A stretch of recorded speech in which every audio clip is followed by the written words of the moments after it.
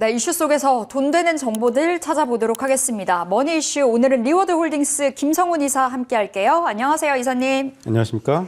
역시 오늘 장에서 빼놓을 수 없는 원전주 이야기 나눠보겠습니다. 한미 원전 동맹이 더 굳건해지는 이슈가 나왔는데요. 이사님, 오늘 이 소식 전해지면서 장 초반에 원전주들 좀 강하게 시세가 나왔습니다. 근데 지금 이 시간에는 뭐 윗골이 좀 달려있는 종목들이 많기도 한데요. 오늘 이 이슈 어떻게 바라보세요? 네, 참 이 원전 섹터는 많은 분들이 관심을 많이 가지고 있는 섹터 중에 하나죠. 그런데 그럼에도 불구하고 다른 신재생 섹터죠. 풍력, 태양광 그런 sek터에 비해서 참 애매하기가 어려운 섹터이지 않을까 싶습니다. 근데 그도 그럴 것이 이 원전이라는 것 자체가 이 워낙에 이 공기라고 하죠. 공사 기간도 상당히 오래일 수밖에 없고요. 그리고 또 하나가 정치적인 이슈가 개입이 될 수밖에 없기 때문에 이 투자자의 입장에서 어떤 투자의 타이밍 그리고 밸류에이션을 측정하기가 상당히 어려운 섹터라고 우리가 좀 봐야 될 것 같습니다. 긴 그림에서 봤을 때는 이 원전의 방향성만큼은 누구도 의심을 할 수가 없는 상황이죠. 일단은 이번 러우 전쟁을 통해서 에너지 다변화 정책에 대한 중요성은 다시 한번 부각이 되고 있는 상황입니다. 그러다 보니까 풍력과 같은 섹터 그리고 태양광 역시도 꾸준하게 그 갈 길을 가고 있는 상황이고요.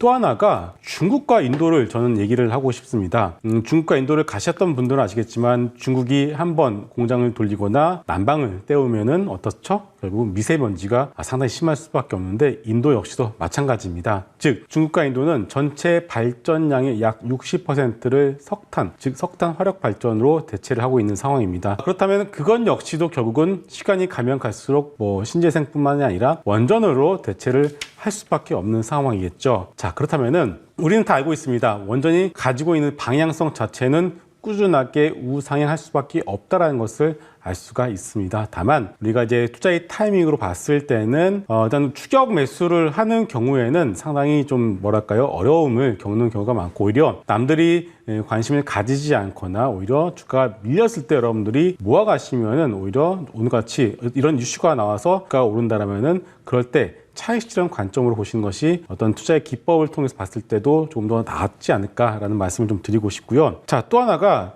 아마 오늘 밤에서 내일 사이에 미국에서 좋은 뉴스가 하나 나올 것 같은데요. 바로 인공태양의 핵 융합 발전 관련된 뉴스가 나올 가능성이 높습니다. 지금까지 우리가 봤을 때는 이제 원전은 핵이 분열될 때 나오는 그 에너지를 가지고서 발전을 하는 것이 원리인데 핵 융합은 반대로 핵이 뭉쳐질 때 나오는 그 에너지를 가지고서 발전을 하는 것입니다. 물론 이것이 상용할 때까지는 시간이 좀 오래 걸릴 수밖에 없겠지만 아마 오늘 밤에 이런 뉴스들이 나오게 된다면 다시 한번 원전 섹터의 경우에는 조금은 어떤 뉴스 모멘텀이 충분히 돌아올 수밖에 없기 때문에 원전과 관련된 섹터들의 종목들은 여러분들이 주가 밀릴 때 오히려 담아가시고 이런 뉴스들이 하나둘씩 나올 때마다 주가 올라가면은 오히려 그럴 때 차익 실현 관점으로 단기적으로 일단 매매를 어느 정도 곁들여가면서 접근하신 것이 낫지 않을까 싶습니다. 오늘 이 이슈는 좀 중장기적으로 보고 담아갈 수 있는 이슈는 맞죠? 맞습니다. 일단 신재생 섹터들이 2035년까지, 2035년에서 2040년까지는 제로 탄소라고 하죠. 탄소 제로를 달성하기 위해서라도 그 중간 단계에서 원전의 필요성은 누구도 부인을 할 수가 없을 것 같습니다. 특히나 이 원전 같은 경우에는 잘 아실지 모르겠습니다만은 탄소 배출량이 태양광보다 오히려 적습니다. 이 사실을 잘 모르시는 분들이 좀 많은 것 같은데요. 그렇기 때문에 이 핵 폐기물에 대한 어떤 우려감을 있는 것은 사실입니다만은 탄소의 배출량만 놓고 봤을 때는 오히려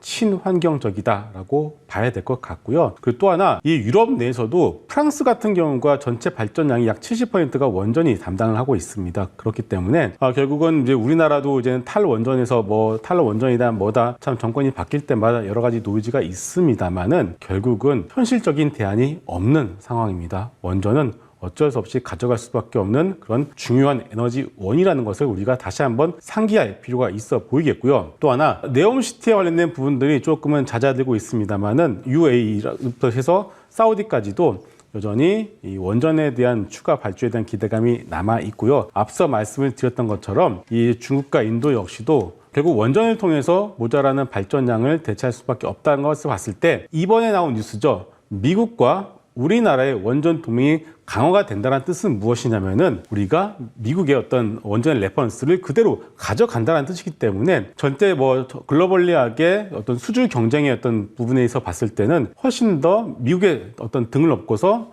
어떤 수주 모멘텀 그리고 수주의 경쟁력을 좀 더 한 단계 더 업그레이드 할 수 있다. 이런 관점을 봤을 때 오늘 뉴스는 그렇게 뭐 폄하할 뉴스는 절대 아니다라고 정리하겠습니다.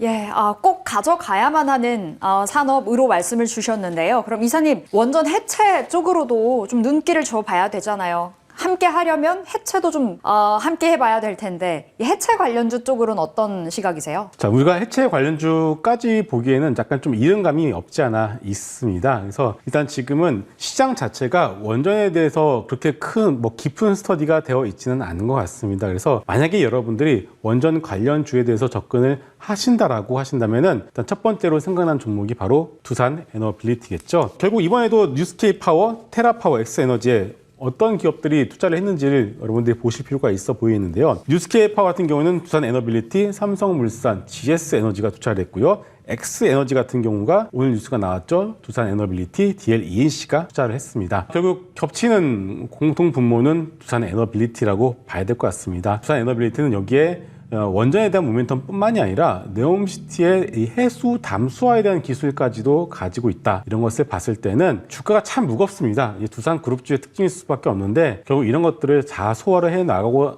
난 이후에는 두산 에너빌리티가 보존에 가지고 있는 어떤 펀더멘탈이 시장에서 좀 더 주목을 할 수밖에 없기 때문에 일단은 대장주인 두산 에너빌리티를 먼저 탑픽을 놓고 보시고 그 다음에 밑에 단계 종목 같은 경우는 한전 기술 정도로다가 하나 더 곁들여서 보시는 것이 낫지 않을 것이고 참 그 이외에 시가총이 1,000억대에서 2,000억대 여러 가지 정말 소위 테마주라고 하죠. 테마주라고 하는 뭐 여러 가지 종목도 있습니다. 뭐 우진, G2파워 뭐 여러 가지 종목도 있는데 그런 종목들은 너무 큰 어떤 비중을 실어서까지 여러분 매매하실 필요는 없을 것 같고요. 만약에 원전 섹터를 보신다고 하시면은 두산 에너빌리티, 한전 기술 그리고 일정 비용의 소액을 갖다가 그런 테마성을 가지고 있는 그런 종목들을 곁들여서 이렇게 포트폴리오를 구성해서 가보시면은 나쁘지 않을 것 같습니다. 예, 안 그래도 탑픽 여쭤보려고 했는데요. 원전주 내에서 우리 이사님의 최선호주, 두산 에너빌리티, 차선호주, 한전 기술로 정리해 보도록 하겠습니다. 하나 더 질문 들어가 볼게요. 그러면 다른 신재생 어떻게 바라보시는지 궁금한데요. 풍력과 태양광 한번 여쭤보겠습니다. 이제 우리 정부에서, 현 정부에서 풍력 밀어주고 태양광 줄이고 뭐 이야기 있었잖아요. 네. 뭐 전반적으로 주가의 위치는 좀 낮아져 있는 상황입니다. 어떻게 바라보세요? 우리나라 정부가 풍력을 밀어주고 혹은 뭐 태양광을 밀어주지 않는다. 그것은 그렇게 중요한 것이 아닙니다. 글로벌리하게 전체 정부가 태양광을 밀어주느냐 풍력을 밀어주느냐 이것이 중요하겠죠. 그렇기 때문에 풍력과 태양광 두 개 모두 여러분들이 관심 있게 보셔야 될 섹터임은 분명하다라고 말씀드리겠고요. 거기서 우리가 좀 더 초점을 맞춘다라면은 태양광보다는 저는 풍력이 조금은 나을 것 같다는 말씀을 드리겠습니다. 왜냐면은 태양광 같은 경우에는 태양광의 대부분의 밸류 체인들이 중국 업체들이 담당을 하고 있습니다. 그렇기 때문에 우리나라 뭐 하나솔루션 그리고 현대에너지솔루션 물론 좋은 기업들이긴 한데 이들 기업들이 전체 시장에서 차지하고 있는 포션 자체가 그렇게 크지가 않다라는 것이 조금 아쉬운 부분이죠. 그래서 만약에 우리가 신재생 섹터를 보신다고 한다면은 태양광과 풍력이 있다면은